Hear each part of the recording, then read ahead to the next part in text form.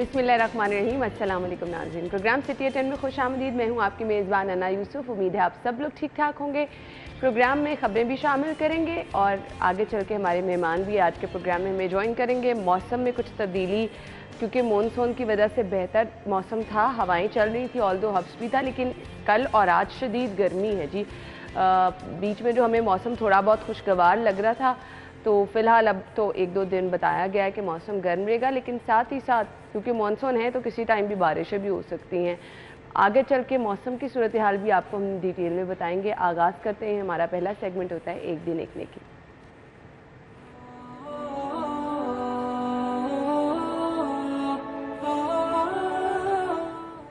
आज का पैगाम क्या है, आपके साथ शेयर करेंगे। बिस्मिल्लाहिर्रहमानिर्रहीम।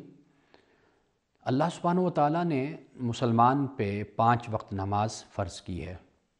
अब आप ये देखिए कि कुरान मजीद में अक़ीमुस्सलात के अल्फाज आते, नमाज कायम करो। यानी इससे ये बात समझ आती है कि अगर नमाज पढ़नी है तो सिर्फ़ नमाज नहीं पढ़नी, बल्कि नमाज के तकाज़ों को भी पेश नज़र रखना है। सूरतुल माऊन में अल्लाह सुब्हानहू व तआला ने यह फरमाया, फ़वैलुल लिल मुसल्लीन, हलाकत है नमाजियों के लिए, अल्लज़ीना हुम अन सलातिहिम साहून, कि जो अपनी नमाज के जो मकासिद हैं, अगराज़ हैं, उनसे वो गाफिल हैं। यानी अल्लाह ने 5 वक्त नमाज इसलिए नहीं फ़र्ज़ की कि बिल्कुल आपकी नमाज का कोई ताल्लुक़ आपके अखलाक से, आपके माशरे से, आपके समाज से, आपके घर से न रहे, बल्कि नमाज का ताल्लुक़ असल और हकीकी नमाज वही है कि जिसे अल्लाह ताला ने सूरतुल अनकबूत में बयान किया कि इन्नस्सलात तन्हा अनिल फ़हशाइ वल मुनकर, कि बेशक नमाज बेहयाई और बुरे कामों से इंसान को रोकती है। और नमाज ही है कि हज़रत मूसा अलैहिस्सलाम से फरमाया, आक़िमिस्सलात लिज़िक्री, नमाज कायम करो मेरे ज़िक्र के लिए, मेरी याद के लिए। जो नमाज पढ़ता है वो अल्लाह की याद में रहता है। जो अल्लाह की याद में रहता है वो कभी भी फ़ोहश और बेहयाई और बदकारी के काम नहीं करता, किसी का हक़ नहीं मारता। दुकान पे बैठता है तो अपने तराजू को दुरुस्त रखता है, सियासत में है तो ईमानदारी के साथ सियासत करता है, हुकूमत में है तो लोगों के हुकूक का ख्याल करता है। तो नमाज फ़कत ये नहीं है कि आपने 5 वक्त अल्लाह की बारगाह में सिर्फ़ खड़े हो जाना है, बल्कि नमाज का फ़लसफ़ा, इसकी गर्ज़ और इसकी गायत ये है कि आप नमाज इस तरह कायम करें कि जब आप नमाज पढ़ कर अपने माशरे और समाज में जाएँ तो आप में खुदा का खौफ हो, खुदा का डर हो, और आप अपने अखलाक में, अपने किरदार में आला नमूना लोगों को नज़र आएँ। ये असल में नमाज का तकाज़ा है। नमाज सिर्फ़ पढ़नी नहीं है, कुरान कहता है नमाज को कायम करना है। तो कायम करने की कोशिश कीजिए, 5 वक्त नमाज पढ़िए। नमाज पढ़ने के साथ नमाज के मकासिद और अगराज़ को भी अपने पेश नज़र रखिए, तभी आप नमाज को कायम रखेंगे और अल्लाह ताला की मंशा और अल्लाह ताला के हुक्म के मुताबिक आप नमाज को अदा करेंगे। अल्लाह ताला हम सबको तौफीक दे। कोशिश पूरी की जाती है कि नमाज की अदायगी को यकीनी बनाया जाए, लेकिन कहीं ना कहीं थोड़ी बहुत कोताही हो जाती है। सो अल्लाह ताला हम सबको तौफीक दे, क्योंकि सबसे पहले सवाल ही नमाज का किया जाना है। तो आप अपने तमाम ज़रूरी कामों को एक साइड पे रख के कोशिश करें कि नमाज की 5 वक्त की अदायगी को यकीनी बनाएं। यकीन माने आपकी ज़िंदगी की बहुत सारे मसाइल जब आप अल्लाह ताला से रुजू करना शुरू करते हैं, खुद ब खुद हल होना शुरू हो जाते हैं। अच्छा जी, आगे बढ़ते हैं और आज की खबरों की तरफ चलते हैं। टॉप स्टोरीज कौन सी हैं? पहली खबर है, शहर के तरक्याती बजट में 21 अरब रुपए की कमी। लाहौर के लिए रवा माली साल में तरक्याती बजट 39 अरब रुपए तक महदूद।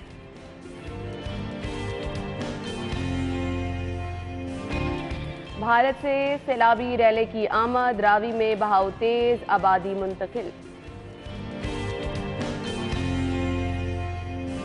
जिन्ना अस्पताल में 1000 मरीजों के चूल्हे ठंडे पड़ने लगे।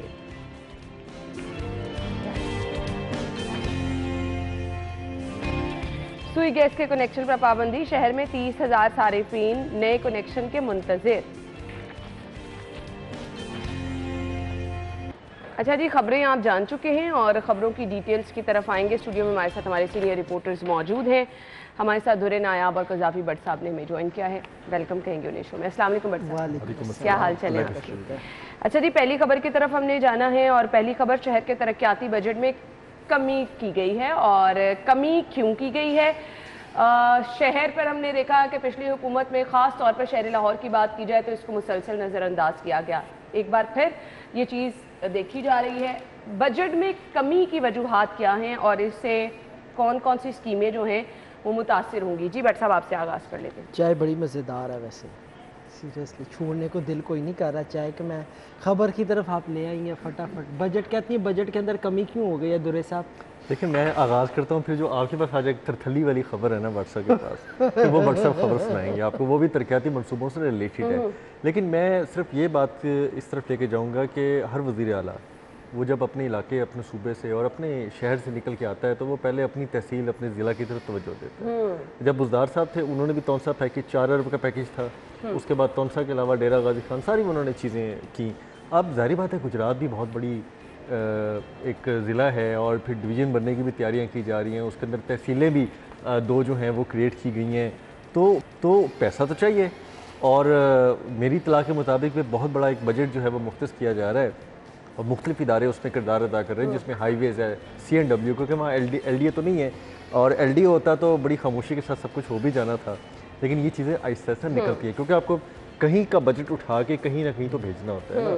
और शुक्र है इन्होंने तालीम या सेहत का बजट नहीं कट कर दिया, सिर्फ लाहौर का ही हक मारा है, तो ये भी बड़ी मेहरबानी है इनकी। लेकिन तालीम और सेहत की आपने बात की, वहाँ पहले भी कोई मेहरबानियाँ नहीं की जा रही। कल हमने कैंसर पेशेंट की अद्वियात बंद की गई हैं, वो हमने जिक्र किया है, तो वहाँ पहले भी कोई अच्छे हालात अब लाहौर की हालत ये है कि लाहौर को बहुत ज़्यादा बजट की ज़रूरत है। लाहौर के अंदर जितने मामला ख़राब हो चुके हैं सीवेज के और मानसून की बारिशों के बाद, सीवेज गलियाँ टूट फूट का शिकार है, सड़कें नहीं हैं, आपके एरियाज़ जो हैं वो रुके पड़े हैं और बड़े बड़े पोश इलाकों के अंदर पैच वर्किंग तक नहीं हो रही, लाइटें नहीं लगाई जा रही, रात को अंधेरों में डूबी होती है सड़कें।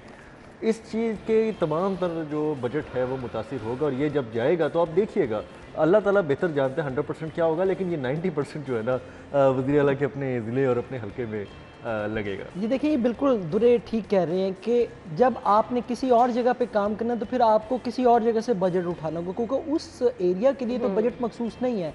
आप ये देखें, जब PTI की पिछली हुकूमत थी तब भी यही हाल था कि लाहौर का जो तरक्याती बजट था उसके ऊपर एक बड़ा कट मारा गया, जो तरक्याती मंसूबे थे वो डिले का शिकार हुए। अभी भी आप देख लें कि उनके दौर के अंदर जो उन्होंने मेगा प्रोजेक्ट शुरू किए, तीसरी हुकूमत आ गई, तीसरी हुकूमत आ गई, गए हमजा साहब आए, फिर वो गए चौधरी परवेज़ भाई और नहीं मुकम्मल हो रहे, मुकम्मल नहीं हो रहे हैं। वो इसलिए मुकम्मल नहीं हो रहे हैं कि जब आप लाहौर का बजट उठा के किसी और जगह पे यूज करना शुरू कर देंगे तो फिर किस तरीके से लाहौर, हम ये नहीं कहते। और ये 21 अरब नहीं, ये बड़ा इंपॉर्टेंट पॉइंट है। मुझे याद आया कि मैंने ही खबर कुछ दिन पहले दी थी कि LDA ने ये 3 मेगा प्रोजेक्ट मुकम्मल करने के लिए 2100 मिलियन यानी कि 2 अरब और 10 करोड़ रुपए का बजट मांगे। तो 21 अरब में सीधा 2 अरब तो वो है जो लाहौर के तरक्याती मंसूबे हैं और जो स्टार्ट नहीं हो रहे, और बाकी जो है वो आहिस्ता आहिस्ता, मैं इनकी बात जो कि टोकी थी वो यार मुझे वो पॉइंट याद है कि 2 अरब तो सीधे ही हो गए ना। यानी कि आप सारा बजट उठा के, पिछली हुकूमत में यही कर रही थी कि वो सारा बजट उठा के दूसरी जगह पे ले जा रही थी, और अब यही काम यही कुछ हो रहा है। ना पिछली हुकूमत ने लाहौर के लिए किया, प्रायोरिटी कुछ और है, प्रायोरिटीज कुछ और है। और अभी जो दुरे बात कर रहे थे, सबसे दिलचस्प बात आपको बताऊं, मैं इस तीसरा दौर की जो पिछली इस हुकूमत की जो पिछली हुकूमत थी, ऐसे कहूँगा, PTI नहीं कहूँगा, शायद वो माइंड कर जाते हैं बेचारे। वो आते नहीं थे, वो हमारे वो सीक्वल होते हैं प्रोडक्शन के दौरान, तो या सोप होते हैं या फिर उसकी कंटिन्यूटी में सीजन होते हैं। सीजन 2 सीजन 2 जो था, ये सीजन 2 है इनका। सीजन 1 जो था ना, सीजन 1 के अंदर जो कुछ इन्होंने किया, जो कुछ यानी कि इधर का माल उधर, उधर का माल इधर, उधर का माल उठा के इधर, उधर का माल उठा के वो उधर, तो वो जितनी फाइलें शाइलें हैं ना, तो उसको बड़े तरीके के साथ मैनेज किया जा रहा है कि अगर इलेक्शन हो जाए, इलेक्शन के बाद अगर कामयाबी नसीब ना हो तो फिर जो हमारे अपना अंदर वाला काम कैसे अपना अंदर वाला हमारा काम मैनेज हो जाए, हमारे ऊपर कोई हाथ ना डाल सके। तो अभी तो ये काम हो रहा है। तो आप मुझे बताएं बजट कैसे लगेगा? अभी तो वो इस चीज़ को मैनेज कर रहे हैं कि अपने जो मामला हैं उनको इलेक्शन से पहले पहले सीधे पदरे कर ले। ये जो खुलबली थी ना और ये जो सारी चीज़ें थी, बुनियादी तौर पर उसकी एक वजूहात में से ये भी थी कि इन चीज़ों को मैनेज कैसे करना है। अब लाहौर के तरक्याती काम आप भूल जाएं, अभी तो भूल जाएं फिलहाल। देखिए ना, वज़ीर आला साहब अपने एरिया के अंदर अभी इलेक्शन से पहले भी कुछ इलाकों में तरक्याती काम ही होंगे, क्योंकि ये इलेक्शन स्टंट जिन्हें हम कहा जाता है उसके लिए तो काम धड़ाधड़ करते हैं गली मोहल्लों के। इलेक्शन से पहले मुझे लगता है कि कुछ होगा। देखिए, इलेक्शन अभी तो नहीं है, हाँ, पहले ये डिटरमिन करें ना इलेक्शन होगा कि नहीं और होगा, कब होगा। अभी तो नहीं है इलेक्शन। जो सूरत हाल नज़र आ रही है, आप चेंजिंग्स देख लें। मैं दो कह रहा था कि 15 तारीख के बाद आप चेंजिंग्स देख लें, इस हुकूमत को किस तरीके से खड़ा किया जा रहा है, किस तरीके से फंड्स जो हैं वो आ रहे हैं। अगरचे पेट्रोल की प्राइस बढ़ाई गई है, लेकिन मैं ये भी बता देता हूँ कि आइंदा आने वाले चंद दिनों के अंदर ये मेरे ख्याल में 17 रुपये या 15 रुपये के राउंड अबाउट जो है ना, वो कमी भी वाक़या होगी। अरे वाह, ये तो फिर आपने खुशखबरी सुना दी है। खुशखबरी नहीं, मेरा जो तज्जिया है, जो सिर्फ एक चेक का इंतज़ार किया जा रहा है कि वो चेक किस वक्त मिलता है। वो चेक मिलेगा तो 15 से 16 रुपये जो है, अगर इतना नहीं होगा तो कम से कम थोड़ा सा पेट्रोल कम ज़रूर होगा, इसको बैलेंस करेंगे। तो इलेक्शन तो होता हुआ नज़र नहीं आ रहा। जब इलेक्शन होता हुआ आपको नज़र आएगा ना, तो आपको लाहौर के अंदर जिन लोगों को इन्होंने लड़ाना है इलेक्शन, उनको आप बड़ा मुतहरिक देखेंगे। अभी तो वो दोबारा चूँकि नई गाड़ियाँ मिली हैं, नई गाड़ियों के हूंटे ले रहे हो, तो नई गाड़ियाँ मिल गई हैं ना, तो नवी गाड़ियों ने हूंटे भी ले रहे हैं। आप देखें ना इनके हालात क्या हैं। इनके हालात ये हैं कि अफसरों को उठा के इधर उधर फेंक दो, जो बात ना माने उसको सूबा बदर कर दो, जो बात और ना माने। तो इंतकामी कार्रवाइयां चल रही हैं। अच्छे अफसर ज़ाया कर रहे हैं, अच्छे अफसर रिटेन नहीं कर रहे। अच्छा, और दूसरी बात है कि इनके अपने ज़ुबान जो है ना, वो ही नहीं समझ आती कि यार किस बात पे यकीन करे। परसों ही मैं अपने टीवी चैनल पर रिपोर्ट देख रहा था कि परवेज़ इलाही साहब पहले कहते थे कि जी कमिश्नर साहब पता नहीं क्या कर दिया, उन्होंने कितना कुछ जुल्म कर दिया है, और उसके कुछ दिन बाद ही उन्होंने कहा जी इनसे तो काबिल अफसर ही कोई नहीं है। तो खबर बड़ी इंटरेस्टिंग थी मेरी अपने चैनल पे जब रुकी नज़र, तो था कि जो वज़ीर आला का सॉफ्टवेयर अपडेट हो गया। तो अब अंदर कहानी, क्योंकि सियासी तज़िये का रिपोर्टर बैठे हैं, नहीं, मेरे से ज़्यादा इन्फॉर्मेशन आपके पास होती है। देखिए, बात यह है कि जिसकी डोरियां मजबूत हाथों के अंदर है ना, उसको आप हिला नहीं सकते। ये आपने कमाल की बात कर दी, बिल्कुल ऐसे ही है। ठीक है ना। तो वो उनकी डोरियां बड़ी मजबूत हाथों के अंदर थी। और देखें, वो मैंने ही उस दिन वो खैर से बनाई थी रिपोर्ट कि वो मैंने वज़ीर आला साहब का पुराना निकाला, जो जब वो स्पीकर थे और उन्होंने इनके खिलाफ बड़ी भरपूर किस्म की प्रेस कॉन्फ्रेंस की। उसके अंदर उन्होंने कहा कि ये राना सनाउल्ला और शहबाज शरीफ के बंदे हैं, और इन्होंने ही सारा सानेहा मॉडल टाउन की, ये मैं एग्जैक्ट वर्ड उनके दोहरा रहा हूँ, सानेहा मॉडल टाउन के यही इन्होंने ही किया, इन्होंने ही उसको मैनेज किया था सारा। तो हम इनको और चीफ सेक्रेटरी को किसी सूरत नहीं छोड़ेंगे। जब सॉफ्टवेयर अपडेट हुआ, ऊपर से वो यूं करके यूं थोड़ी सी आपने तो खैर पतंगबाजी नहीं थोड़ी बहुत की होगी, वो जब गुड्डी उड़ाए ना, पतंग उड़ाए, तो उसको थोड़ा सा वो तेज़ हवा में जाए ना, तो वो एकदम यूं करके ना पतंग जिनसी ना, वो आपकी डोर टाइट होती है। तो वो जब डोर टाइट हुई तो वो साथ ही उन्होंने मिज़ार इकबाल के ऊपर कहा कि जी ये तो बड़े काम के बंदे हैं, और मैं तो बड़ा इनसे मुतासिर हूं उनके अच्छा, काम मैं से। आज मौका मिला हकीकत बताने का। उस वक्त ना कमिश्नर साहब, जब डिप्टी कमिश्नर उस वक्त थे, उनका पहला दिन था, ना उनको पता, ऐसे ही है। मतलब कि मैं हल्फन की बात कर सकता हूँ, उनका first day for joining duty था जिस दिन ये मॉडल टाउन ऑपरेशन हुआ। अच्छा, ना उनको पता है कि किस वक्त ये कहाँ प्लान हुआ है, ना उनको पता है क्या करना है, मशीनरी कहीं यूज़ हो रही है, इंतज़ामिया कोई थी, पुलिस कहीं।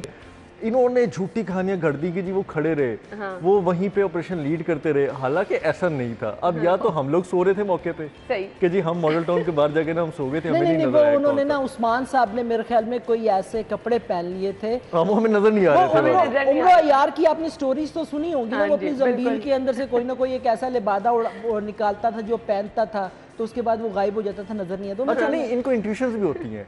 इंट्यूशंस ऐसे होती है कि इनको रात को बैठ के ख्वाब आता है। जिस तरह कल उन्होंने कहा जी कि शहबाज गिल साहब को तो बड़ा टॉर्चर किया गया है, और उन्हीं के मिनिस्टर जो हैं वो कहते हैं कि ये कैसे हो सकता है, ये तो आउट ऑफ क्वेश्चन है। अच्छा, अब मुझे ये बताएं कि हमने किसकी बात पे एतबार करना है। इनकी हुकूमतों के अंदर दो वर्जन है।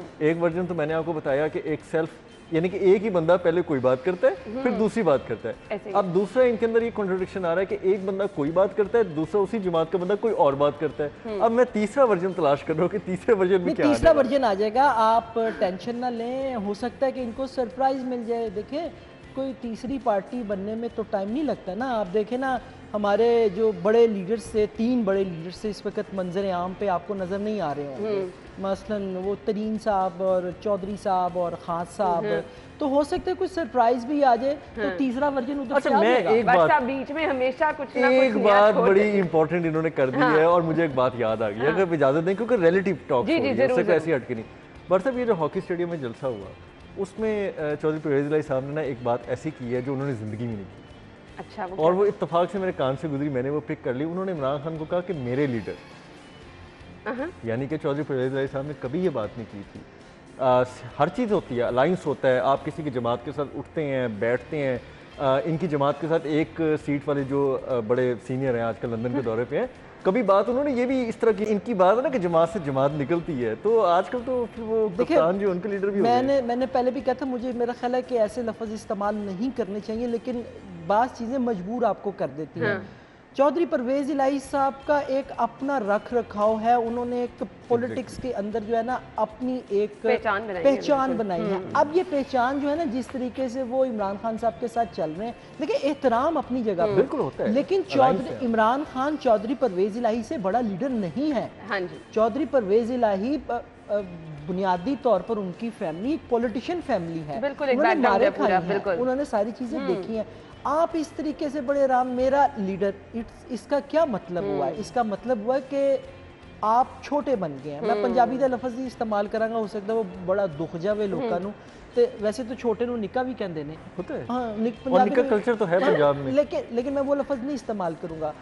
मुझे यूँ महसूस हो रहा है कि जिस तरह ये जमात जो मुस्लिम लीग काफ है वो शायद पीटीआई के अंदर जम होने जा रही है, पॉसिबिलिटी है। मुझे महसूस हो रहा है। I am not sure. इसके लिए इंतजार कर लेते हैं कि भट्ट साहब को जो महसूस हो रहा है वो किस हद तक सही निकलेगा। और ये तरक्याती काम जो है ना, ये सारे वहीं से बैठ के इनको बताया जा रहा है कि ये करना है, ये करना है, ये करना है, ये करना है। मुझे तो लगता है कि वज़ीर आला ये नहीं है, वज़ीर आला इमरान खान है। वो तो सबको वाज़ेह तौर पर नजर भी आ गया था जब परवेज़ इलाही साहब उधर बैठे थे कुर्सी पे, इमरान खान साहब बैठे थे, तब वो चीजें वाज़ेह हो गई थी। समझदार लोग तभी समझ गए थे सब कुछ। ब्रेक ले लेते हैं, ब्रेक के बाद वापस आएंगे, हमारे साथ रहिएगा।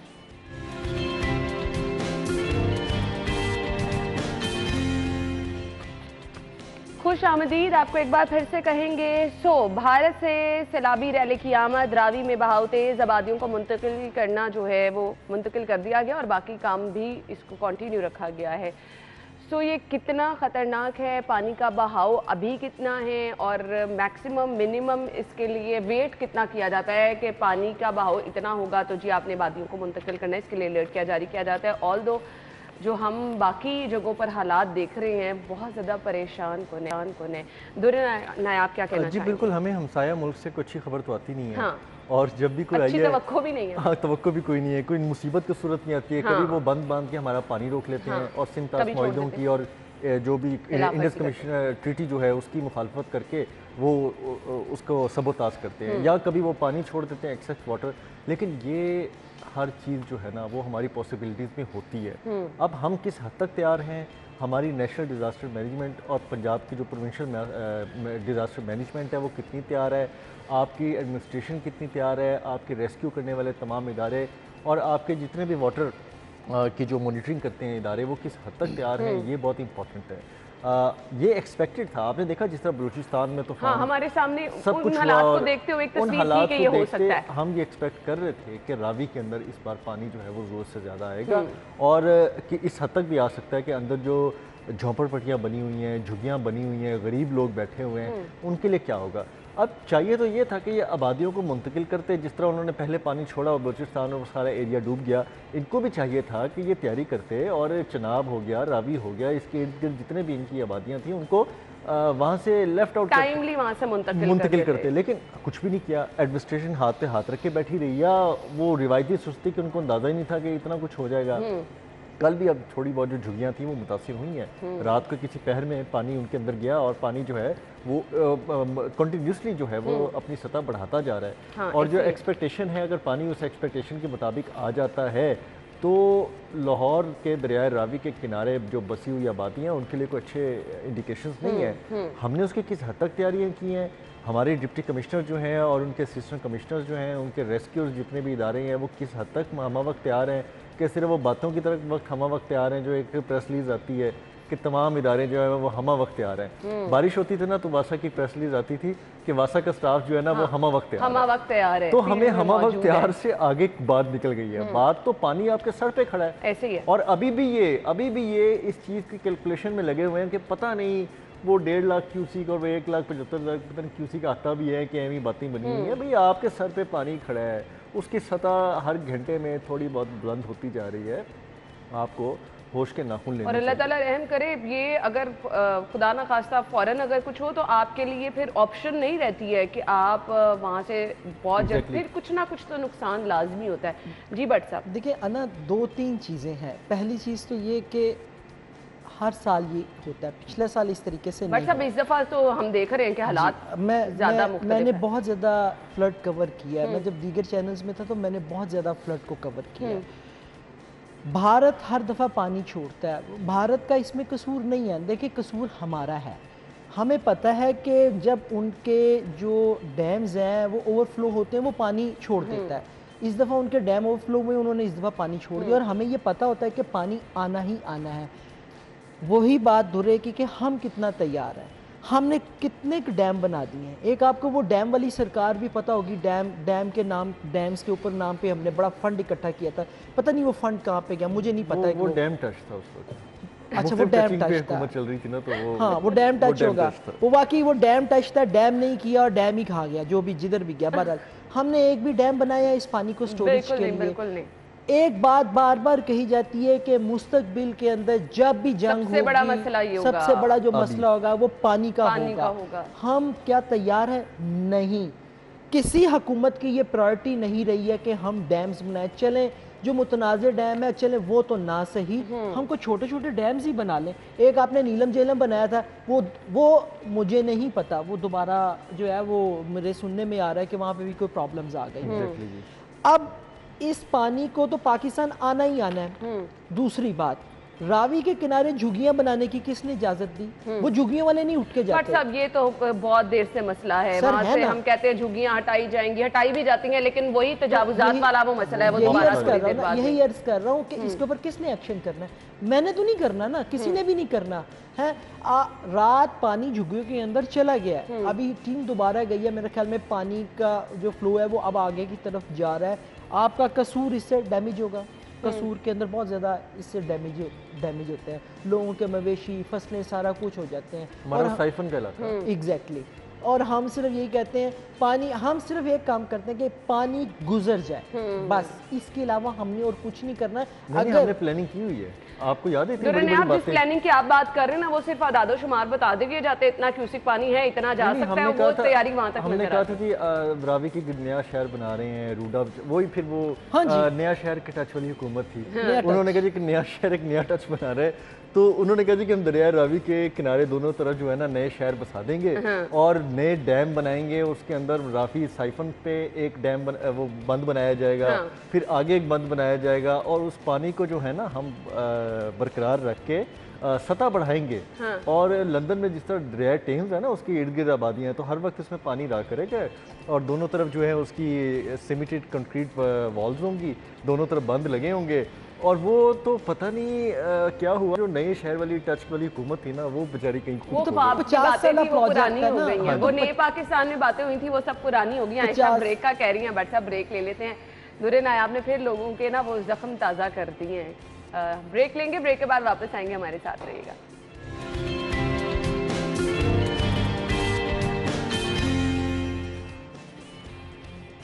Welcome back. फाइनली एक अच्छी खबर है जो कि हम आपके साथ शेयर कर रहे हैं। एक साल के दौरान 1000 मरीजों के कूल्हे और घुटने की तब्दीली के मुफ्त ऑपरेशन किए जाएंगे। मेरे ख्याल से ये महंगे तरीन ऑपरेशन है।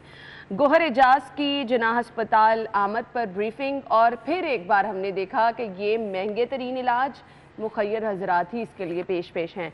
बट साहब, ये जो घुटने का इलाज है, ये मैं आपको बताऊं, एक घुटना जो है उसके ऊपर 6 से 8 लाख रुपया, हाँ मैंने पहले कहा महंगा तरीन इलाज है, 6 से 8 लाख रुपया खर्च होता है और इससे ज़्यादा भी हो जाता है अगर आप बहुत ज़्यादा अच्छा कोई उसके अंदर वो इक्विपमेंट जो है वो डालें।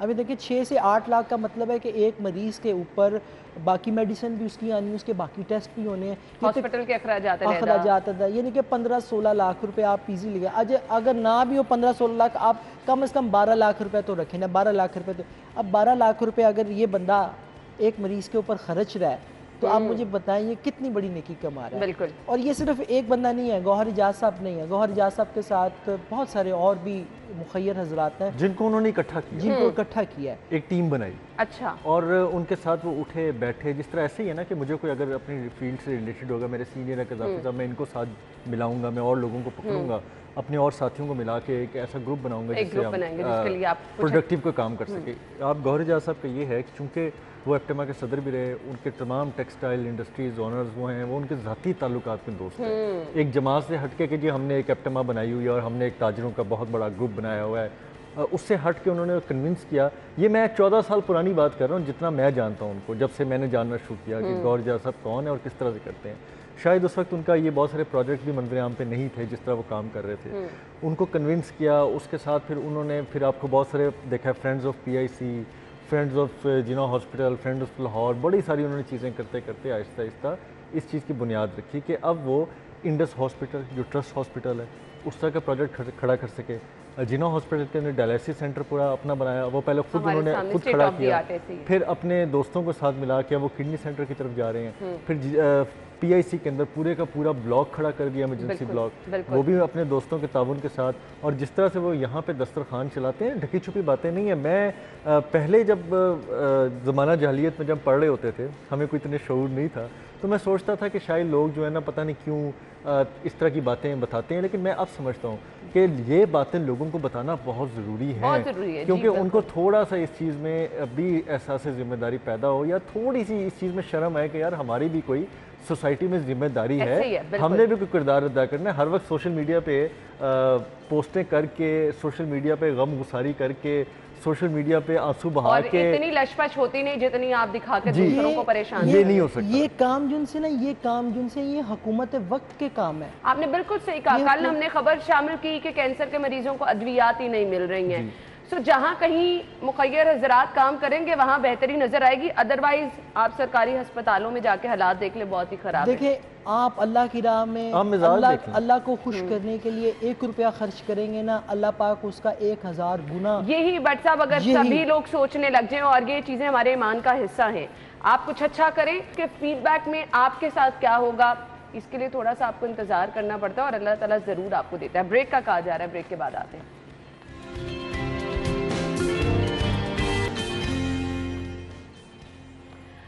Welcome back. और अब खबर है जी, सुई गैस के कनेक्शंस पर पाबंदी। शहर में 30,000 सार्फिन नए कनेक्शन के मुंतज़िर हैं। बहुत देर से ये मसला चलता आ रहा है और अब तो जी अब जिनके कनेक्शन लगे हैं वो भी ना होने के बराबर ही हैं, क्योंकि अब हमारे सामने 4-5 महीने से मसला है कि रात 9 बजे के बाद गैस नहीं आती है। अब जिसने नया कनेक्शन लेना है वो तो बिल्कुल ही ना समझे। जी दुरेनाया देखें, बिल्कुल जी ये गैस तो अब नहीं आती, तसल्ली आती है सिर्फ चूल्हों में, तो हवा आती है, तसल्ली आती है। लेकिन आप अगर डाटा निकालें ना, तो लेस्को और ये ख़ासतौर पर सुई गैस, इनके कनेक्शन खोलने की इजाज़त और फिर बंद करने की पाबंदी, इसके अंदर इतनी ज़्यादा तारीख आती हैं कि साल में 6 दफ़ा तो पाबंदी लगाते हैं, 6 दफ़ा पाबंदी उठाते हैं, फिर इसके बाद 6 दफ़ा पाबंदी लगती है कि बिलों की एक साथ नहीं हो सकती, 6 दफ़ा पाबंदी लगती है कि अब एक साथ हो सकती है।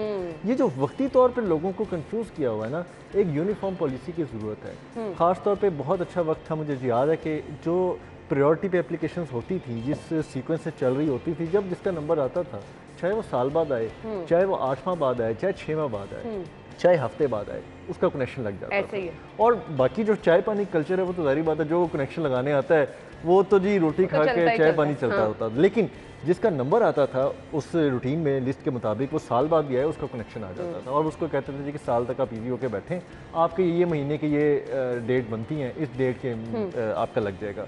फिर प्रोटोकॉल कल्चर आया, प्रोटोकॉल में उन्होंने वो लिस्ट बाईपास करना शुरू कर दी, आपका बहार चला, आपने कनेक्शन लगवा दिया, इनका जोर चला, इन्होंने लगवा लिया।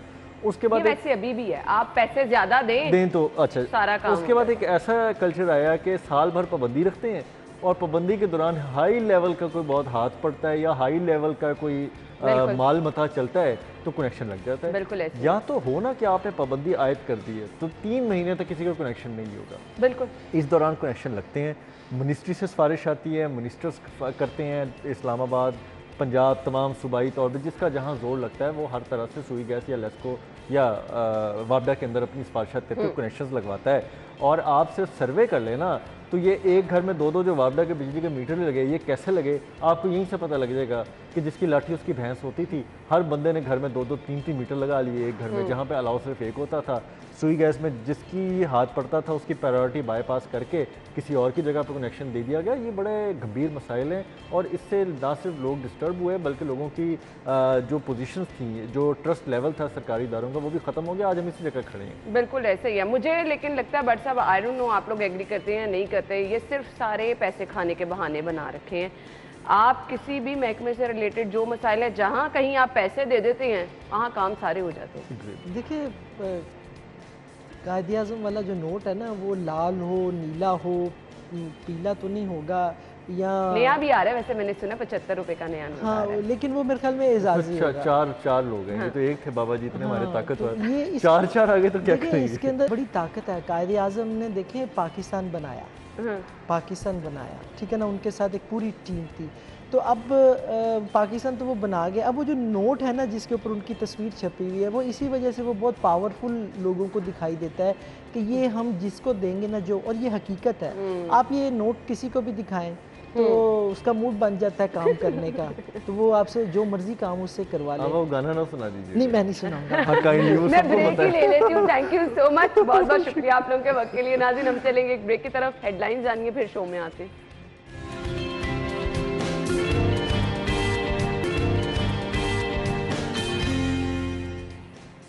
Welcome back. प्रोग्राम में आपको एक बार फिर से खुशामदीद कहेंगे। प्रोग्राम के सिलसिले में जी हम बात करने वाले हैं institute of art and culture के हवाले से।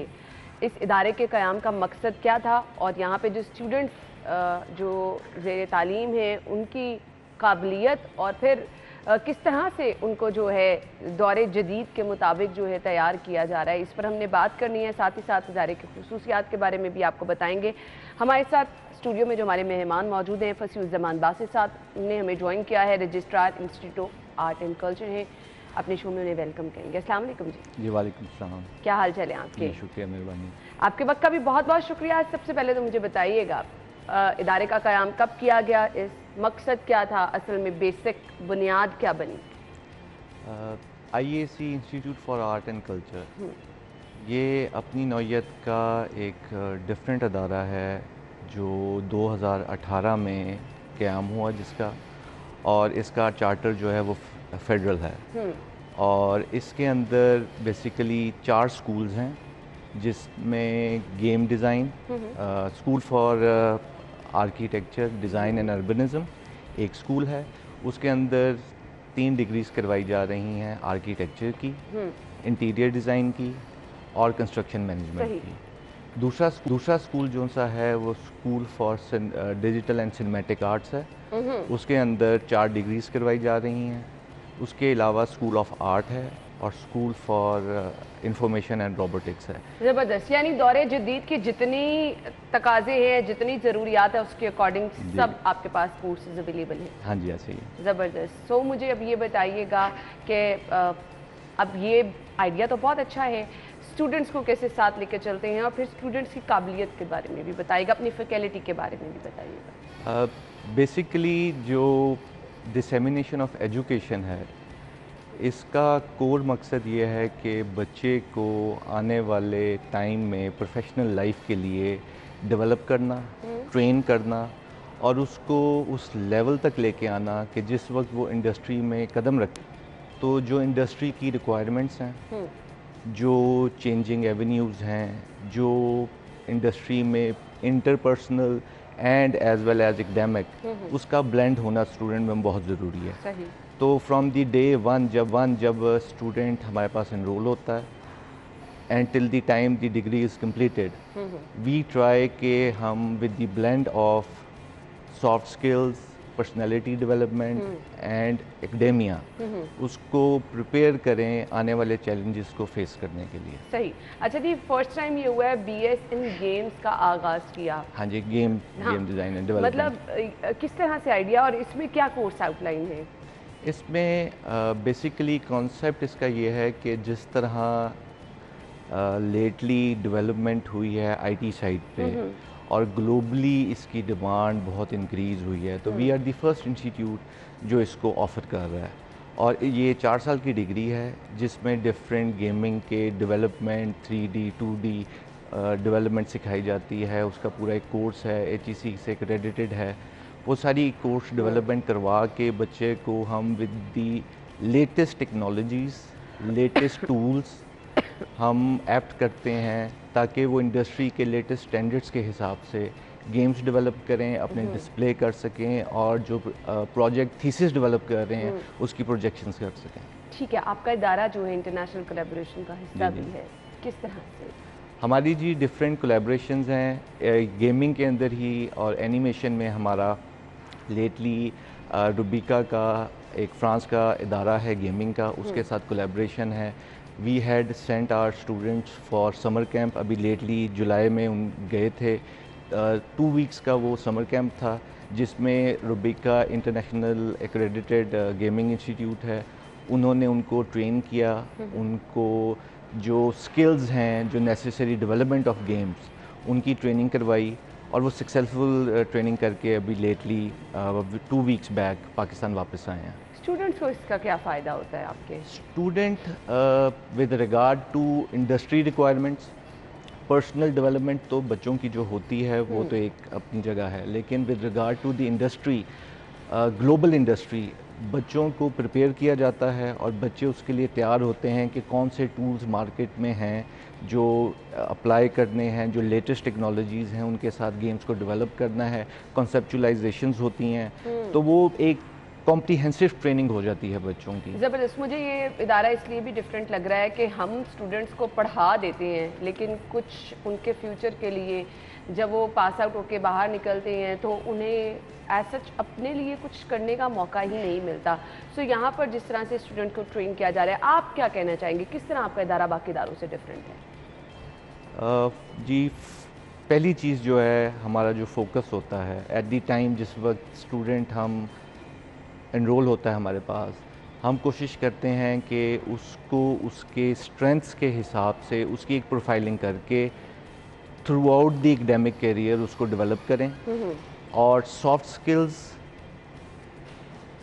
पर्सनल स्किल्स के एक ब्लेंड के साथ उसको फैसिलिटेट करके till the time he graduates, academic, interpersonal skills, soft skills, problem solving, critical thinking, analytical thinking के स्किल्स डेवलप हों बच्चों के अंदर, सही, ताकि वो रियल लाइफ के अंदर जिस वक्त जाएं तो वो सिचुएशन हैंडल कर सकें, वो ब्लेंड इन हो सकें रियल लाइफ सिनेरियोज में। सही, क्योंकि most of the times employers की जो रिक्वायरमेंट्स होती हैं एकेडेमिया तो वो पूरी कर देता है, लेकिन how to integrate into the system उसमें मोस्टली स्टूडेंट्स को डिफ़िकल्टीज होती हैं।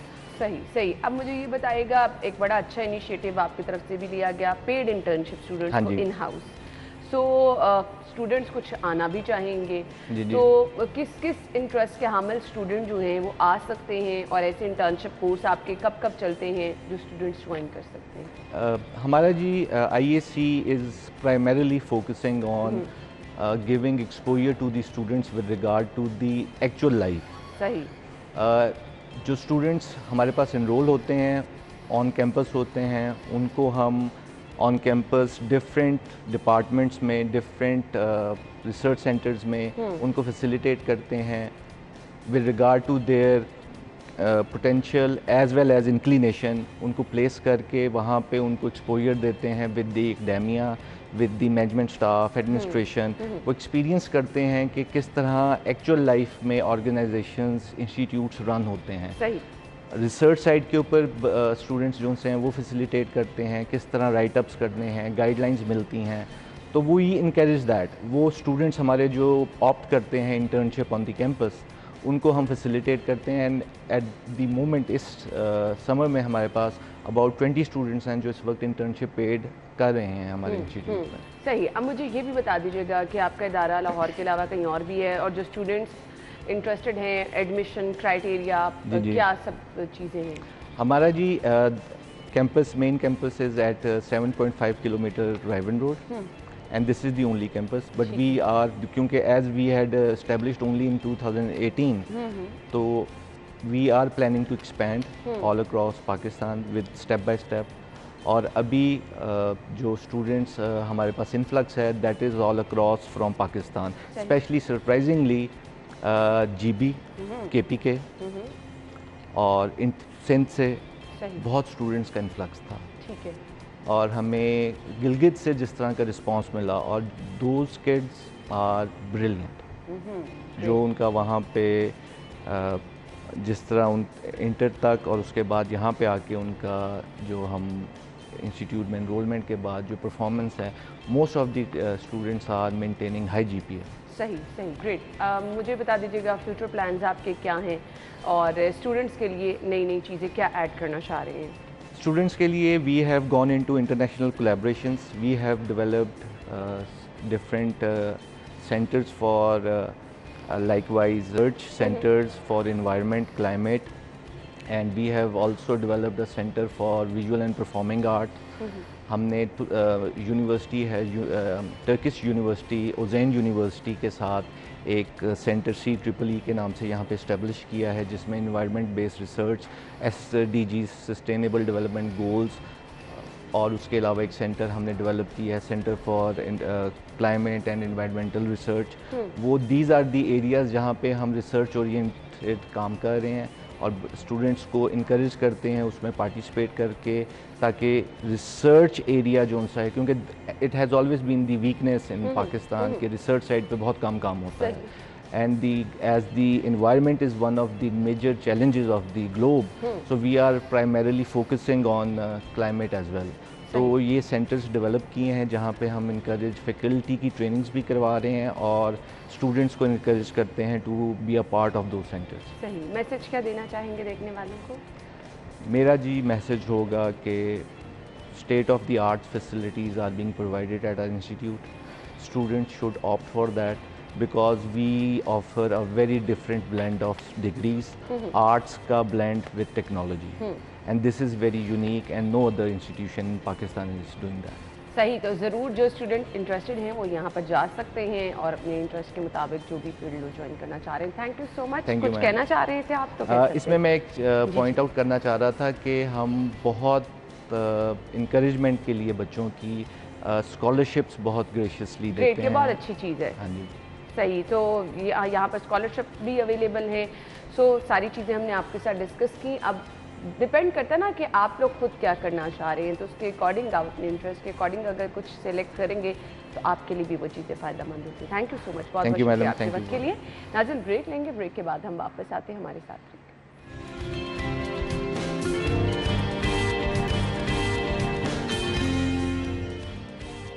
Welcome back. एक बार फिर से आपको शो में खुशामदीद कहेंगे और प्रोग्राम में अब आपकी मुलाकात करवाने वाले हैं जी आर्ट की दुनिया का एक बहुत बड़ा नाम है और काम आप इनका स्क्रीन पर देख रहे हैं। मैं तो हैरान ही रह गई कि इतना ज़बरदस्त काम कोई कैसे कर सकता है। बिलाशुबा ये अल्लाह पाक का करम भी होता है और हर किसी को अल्लाह ताला, मैं कहती हूँ कि मुनफरिद एक दूसरे से बनाता है और वो कुछ ना कुछ खासियत जो अल्लाह ताला आपके अंदर डाल देता है। और यहाँ पर जो हमारे मेहमान के अंदर अल्लाह ताला ने एक अलग सी ही खासियत रखी है, बिलाशुबा वो आप देख के हैरान भी रह जाते हैं, परेशान भी रह जाते हैं।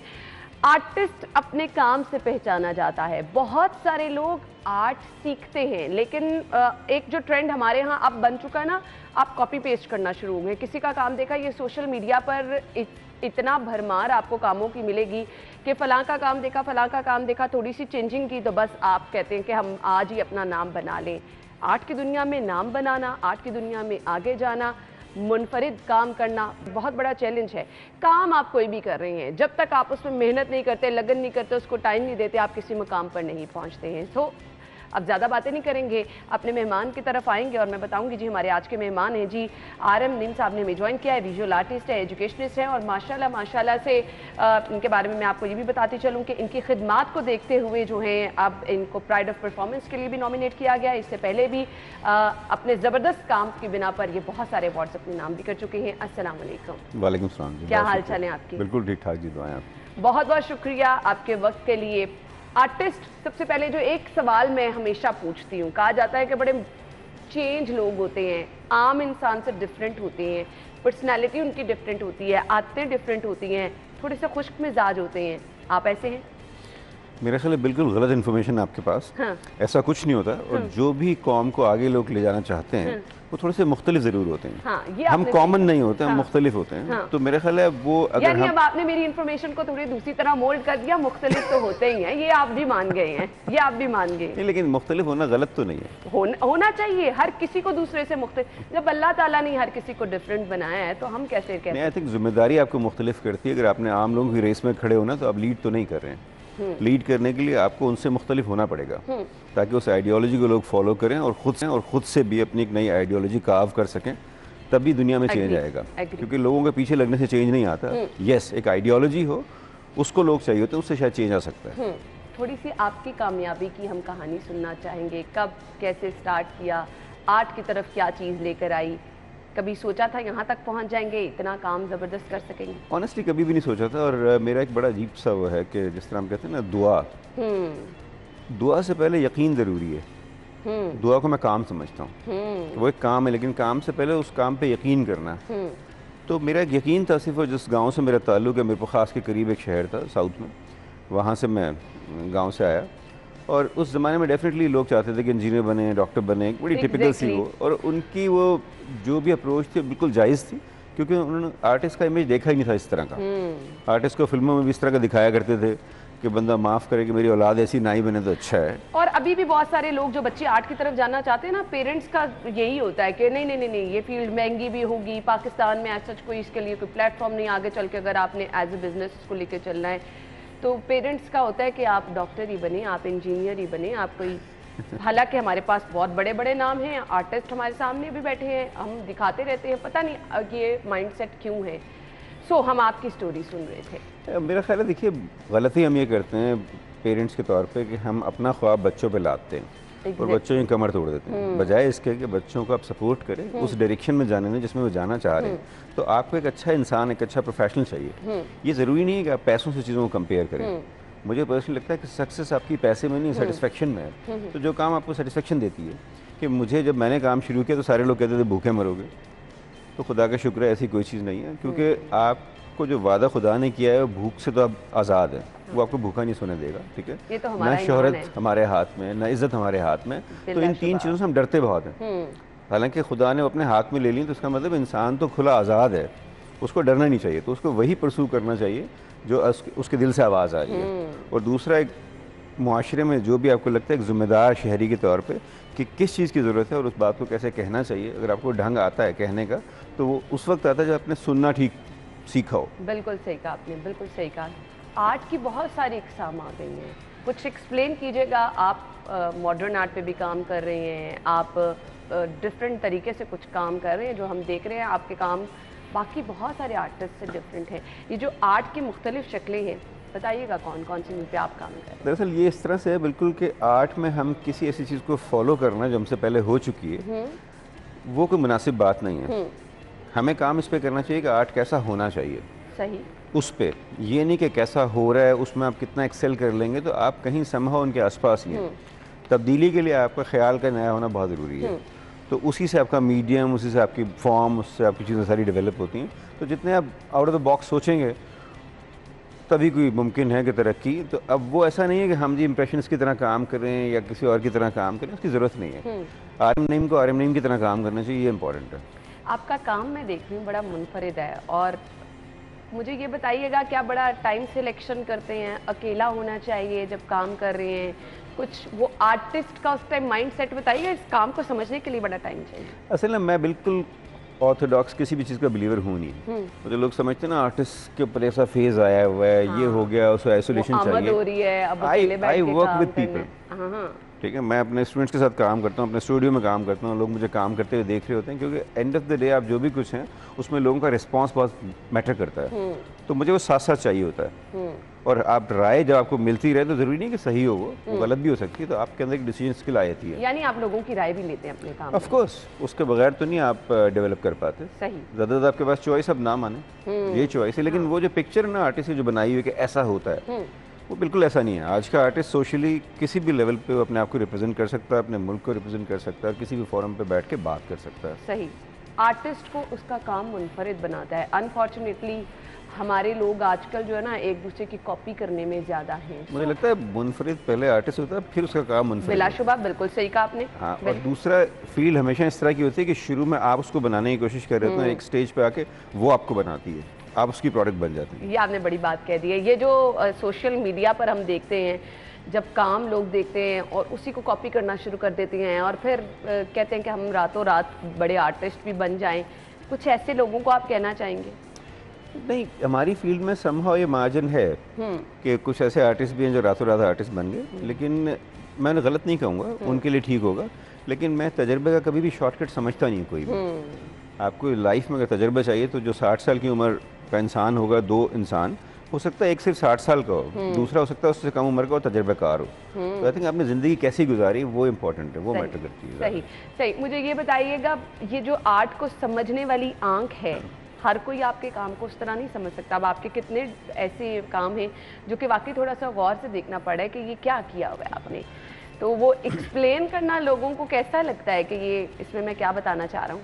आई थिंक देखिए, सिंपल सी बात, अगर विजुअल आर्ट की हम बात करें तो इसका मतलब आँख के पीछे दिमाग कौन सा है, हाँ। उस दिमाग की ट्रेनिंग क्या है, ठीक है। इसी तरह हम गाने की बात करते हैं तो उसके पीछे गला और कान, दो चीज़ें। अगर आपका कान अच्छा है तो आपका गला भी, गले के साथ एक जस्टिस उसका डायलॉग होता है। तो मेरा ख्याल है वो काम जो भी आप देख रहे हैं उसमें हर क्रिएटिव काम का पर्पज़ ये होता है कि वो आपकी कुछ सोई हुई फैकल्टीज़ को जगाता है, सही। आपको सोचना सिखाता है। तो जब कौमें सोचना शुरू करती हैं तो तब्दीली तो आपके कदमों में है, वो तो आएगी आएगी। बिल्कुल आपने सही कहा। वो स्टूडेंट जो कि ये फील्ड ज्वाइन करना चाहते हैं, थोड़ा सा लोगों के जहन में ये चीज़ होती है कि अच्छा जी बहुत महंगा काम है, पेरेंट्स भी रिलक्टेंट होते हैं, बच्चे को इस फील्ड में ले गए तो बड़े पैसे लग जाएंगे, कंसर्न होता है ना पेरेंट्स का। क्या कहना चाहेंगे, इस फील्ड में आना चाहिए, और अगर आप आ गए हैं तो फिर वो बुनियादी असूल क्या हैं जो आपको फॉलो करने हैं? मेरे ख्याल से किसी भी फील्ड में किसी के कहने से नहीं जाना चाहिए, आपके अंदर से आवाज़ आनी चाहिए और आपको वो फॉलो करनी चाहिए। और ये इस तरह की फील्ड है आर्ट लिटरेचर कि इसमें लोगों को खौफ होता है कि पता नहीं कमा पाएंगे या नहीं कमा पाएंगे। एग्जैक्टली। ठीक है, हो सकता है कि आप इंडस्ट्रियलिस्ट जितना ना कमा पाए, लेकिन आपको अपनी सेटिस्फेक्शन के लिए काम करना चाहिए ना। मुआशरे को सिर्फ पैसे की ज़रूरत नहीं है, सोचने वाले लोगों की ज़रूरत है, क्योंकि सोचने वाले लोग ही पैसा मल्टीप्लाई करना भी जानते हैं। तो मेरे ख्याल है आर्ट की जितनी भी चीज़ें हैं वो ये सिखाती हैं। तो मैं चाहूँगा कि पेरेंट्स जितने भी हैं उनको ये क्लियर होना चाहिए कि आप बच्चों को थोड़ा सा पुश करके देखें, थोड़ा सा उनके रास्ते के सामने से पत्थर हटा के देखें। वो बहुत तेज़ दौड़ना जानते हैं और आपका फ्यूचर जो है आप खुद बेहतर कर सकते हैं छोटे से एक्ट से। ये फील्ड जो एक माइंडसेट है कि महंगी है, आगे चले जाएं तो आपको फीडबैक बड़ा लेट मिलता है। बिल्कुल नहीं, आप फ्री में, मैं ऑनेस्टली कह रहा हूँ, क्रिएटिविटी यही है कि हमें सिखाया भी जाता है, हम भी अपनी क्लास में कहते हैं कि बगैर पैसे खर्च किए आर्ट हो सकता है, क्योंकि उसके लिए दिमाग चाहिए ना। एक पेपर है, वो पेपर है तो पेपर है वो, लेकिन आप उसको किसी इस तरह से पेपर को टर्न कर सकते हैं कि वो स्कल्पचर बन जाए, कि उसकी वर्थ आप उस पेपर को गोल्ड में कन्वर्ट कर सकते हैं। जंक से आर्ट बनता है, ठीक है, किसी भी चीज़ से आर्ट बन सकता है। तो उसमें सिर्फ ये एक फियर फैक्टर है, और मुझे लगता है कि जो आपके पास है उसी से आपने कुछ करना होता है, उसी से आपने कुछ करना होता है। ये नहीं कि मुझे पहले कंडीशन हो कि ऐसा हो फिर ऐसे होगा। तो वो जो एक पुरानी मिसाल है ना कि आप खर्च उस वक्त करते हैं जब आपने कमाया हो, तो जो आपके पास है उसी से आप कमाते हैं एक्चुअली। बिल्कुल आपने सही कहा। पाकिस्तान में आर्ट का मुस्तकबिल कैसा देखते हैं? मैं तो जी बहुत अच्छा, मुझे लगता है बहुत अच्छा मुस्तकबिल। और आजकल हमारी फील्ड में जितनी लड़कियां काम कर रही हैं, बहुत अच्छा काम कर रही हैं, आने वाली और नए जो यंग लोग हैं हमारे, वो बहुत अच्छा काम कर रहे हैं। सिर्फ थोड़ी सी पजीराई स्टेट की तरफ से चाहिए। अनफॉर्चुनेटली स्टेट की तरफ से पजीराई की आपने बात की, मुझे ये बताइएगा, यहाँ पर तो पाकिस्तान में तो एक अलहदा बात है, बैरून मुल्क जब आपका काम गया, डिफरेंस क्या आया उस पजीराई में जो आपने यहाँ देखा और वहाँ देखा? वहाँ लोग कैसे देखते हैं काम को, आर्ट को? मुझे अपने काम का पता है। मुझे लगता है मैं डी वैल्यू करूंगा अगर मैं कहूँ कि वो लोग ज़्यादा अप्रिशिएट करते हैं, उनको ज़्यादा समझ और हमारे वाले लोग बेवकूफ़ है। ऐसा कुछ नहीं है। मुझे पर्सनली लगता है काम जो अच्छा है वो हर जगह अच्छा है, ठीक है, उसका मुनफरिद होना इंपॉर्टेंट। अगर आप ये समझते हैं तो फिर वो हर जगह अप्रिशिएट होगा। हम सिर्फ पैसों से बाज़ औक़ात तोलते हैं ना, हम वहाँ ज़्यादा पैसे कमा रहे हैं तो हमें लगता है हम ज़्यादा बड़े स्टार हो गए। यहाँ अगर हम पैसे कमा रहे हैं डेफिनेटली वो कम होती है, रुपये में और डॉलर में बड़ा फ़र्क है। तो इन चीज़ों को, इंटेलेक्चुअल जितनी भी चीज़ें, उनको इस चीज़ से गेज किया जा नहीं सकता। तो मुझे पर्सनली, मैं प्राइड लेता हूँ कि लोकली मैंने क्या किया है, क्योंकि यहाँ हमारे लोगों को ज़रूरत है हमारी सर्विसेज की। मैं मुल्क छोड़ के कहीं और करूँ तो वो मुझे थोड़ा सा ज़रा पता नहीं बदयांती लगती है कभी कभी। सही, हम यहीं से नाज़रीन गुफ्तगू का सिलसिला आगे बढ़ाएंगे और मज़ीद भी बहुत ज़बरदस्त चीज़ें पूछनी हैं। वो लोग जो कि स्टूडेंट्स ख़ास तौर पे कुछ सीखना चाह रहे हैं तो उनके लिए हमने कुछ स्पेसिफिक चीज़ें आपके साथ शेयर करनी है। ब्रेक लेते हैं, ब्रेक के बाद वापस आएंगे, हमारे साथ ही रहिए।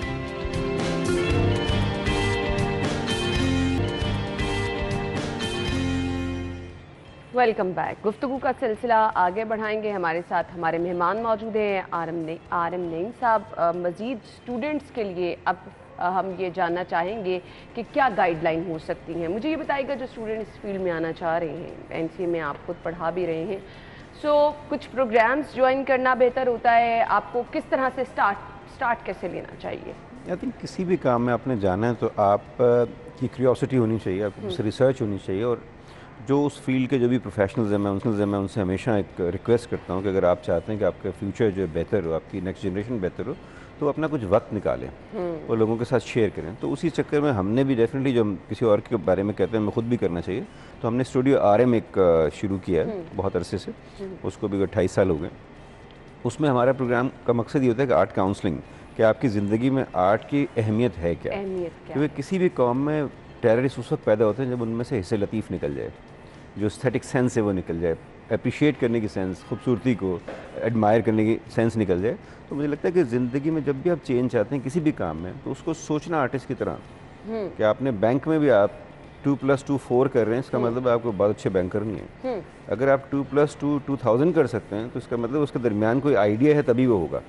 और आर्ट आपको न्यू आइडिया सिखाता है। बिल्कुल। तो आई थिंक उस स्टेज पे बहुत सारे लोग हैं जिनके स्टूडियोज़ हैं, वहाँ आर्ट काउंसलिंग प्रोग्राम ऑफर कर रहे हैं लोग, तो वो ज्वाइन करना चाहिए लोग, और मेरा ख्याल है कि बड़ी अच्छी सर्विसेज दे रहे हैं लोग। सही, एक समंदर है आर्ट, मतलब आपने एक डुबकी लगा दी तो बस फिर आप आगे निकलते चले जाते हैं। मेहनत कितनी करनी पड़ती है, टाइम कितना देना पड़ता है, वो जो निखार आपके काम में आता है, मैक्सिमम मिनिमम कितना अरसा लगता है? इसमें कोई गारंटी नहीं दे सकता। ये बिल्कुल ऐसी है कि खुदा की बनाई जितनी भी चीज़ें, उसमें जब जाना शुरू करते हैं तो एक दरवाज़ा खुलता है तो 100 दरवाजे और होते हैं, उसके बाद उनमें से आप एक दरवाज़ा खोलते हैं, फिर आगे 100 दरवाजे होते हैं। तो इसमें कोई गारंटी नहीं है किसी भी काम की, कब क्या हो जाएगा।